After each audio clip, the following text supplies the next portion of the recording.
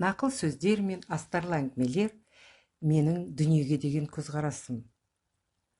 Анамыз балалық шақтан бастап даусын көтермей тек астарлы әңгімемен біздің бұрыс істерімізді көрсетіп отыратын.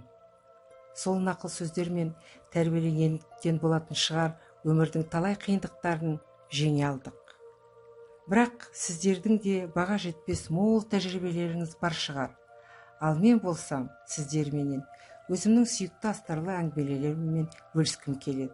Мүмкін бұл нақыл сөздер шынымен біреуге көмегін тигізіп, олардың өміріне керек болатын шығар. Астарлы әңгімелер бұл шығыс халқының даналық сөздер арқылы симфоникалық жұмбағы, сүйікті философиялық аллегориясы болып табылады.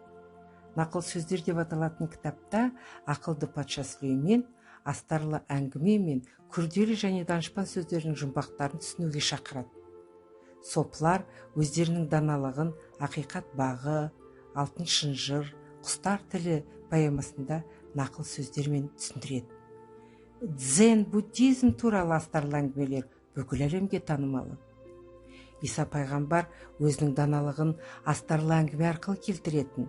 Сондықтан мұндай сөздер адамның жүрегінде сақталып, оның ақыл ойы осы әңгіменің құпия мағынасын ашуға тырысатын. Әдемі нақыл сөздерде адамгершілік шындықтары көркем түрде ашылады.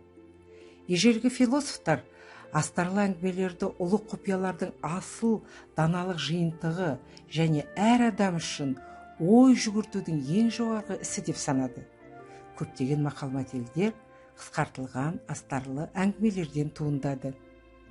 Афиналық философ Сократ шындықты білгісі келетін адамды теңіз түбінен бағалы інжу маржан іздейтін сүңгірумен салыстырады.